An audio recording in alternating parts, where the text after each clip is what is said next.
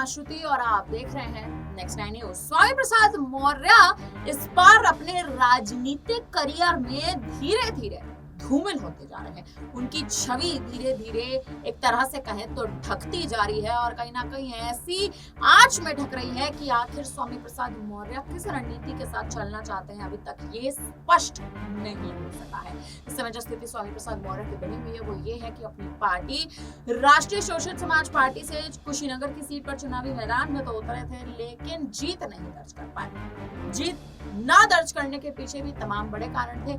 उनकी पार्टी नई इस बार चुनावी मैदान में उतरी थी, चुनावी जनाधार नया बना था, लेकिन स्वामी प्रसाद मौर्य कहीं ना कहीं किसी भी अन्य दल के साथ गठबंधन नहीं कर सके। चंद्रशेखर आजाद ने भी स्वामी प्रसाद मौर्य को गठबंधन के लिए एक तरह से हामी नहीं भरी और चंद्रशेखर आजाद भले स्वामी मौर्य के पक्ष में समर्थन में रैली करने खड्डा विधानसभा कुशीनगर जरूर पहुंचेगा, लेकिन आजाद ने गठबंधन भी नहीं करा। समर्थन देना और गठबंधन करने में दो अलग मुद्दे होते हैं, दो अलग बातें होती हैं, लेकिन अब वही स्वामी प्रसाद मौर्य आने वाले समय में मायावती के साथ वापसी कर सकते हैं, ऐसे कयास लगातार लगाए जा रहे हैं। 25 वर्ष का कार्यकाल स्वामी प्रसाद मौर्य मायावती के साथ निभा चुके हैं। 25 वर्ष के लिए मायावती के साथ उनकी पार्टी में बतौर कार्यकर्ता, बतौर राजनेता, मुख्य चेहरे के तौर पर काम किया करते थे। 2007 में मायावती यूपी की मुख्यमंत्री बनी थी और उसके बाद से ही बीएसपी का भी जनाधार धीरे धीरे गिरता जा रहा है। स्वामी प्रसाद मौर्य ने भी 25 वर्ष के बाद, आपको याद दिला दें, बीएसपी का साथ छोड़ा था और बीजेपी में शामिल हुए थे, लेकिन बीजेपी का भी साथ छोड़ा, सपा में शामिल हुए। सपा का साथ छोड़ा तो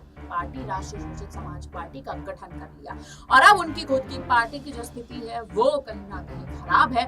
जनाधार जो है वो गिरता जा रहा है और स्वामी प्रसाद मौर्य अपनी पार्टी का वर्चस्व बचाने के लिए किसी भी अन्य दल के साथ गठबंधन करने के लिए अब तैयार है। और स्थिति इस समय इस प्रकार की मौर्य के साथ बनी हुई है कि अगर आने वाले समय में स्वामी प्रसाद मौर्य किसी अन्य दल के साथ गठबंधन नहीं करते हैं तो उनकी पार्टी का जो भी नई उनकी पार्टी का एक तरह से कहें तो वर्चस्व जमाया गया है, वही पार्टी का जो गठबंधन है वो टूट जाएगा या यूं कहे पार्टी का जनाधार मजबूत हो जाएगा।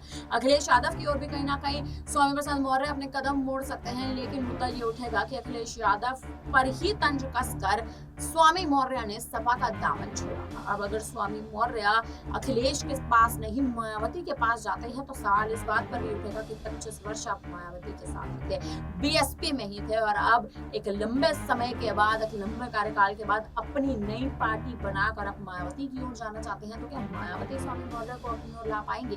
क्या मायावती स्वामी मौर्य को उत्तर प्रदेश के उपचुनाव में 10 सीटों पर में से किसी भी एक सीट पर क्या मौका स्वामी प्रसाद मौर्य को दे पाएंगी या नहीं? आपको क्या लगता है? आप हमें अपनी राय कमेंट सेक्शन में जरूर दीजिएगा। स्वामी प्रसाद मौर्य आने वाले समय में क्या रणनीति बनाएंगे अपनी राय जरूर दें। तमाम बड़ी खबरों के लिए आप बने रहिए हमारे साथ, देखते रहिए नेक्स्ट 9 न्यूज।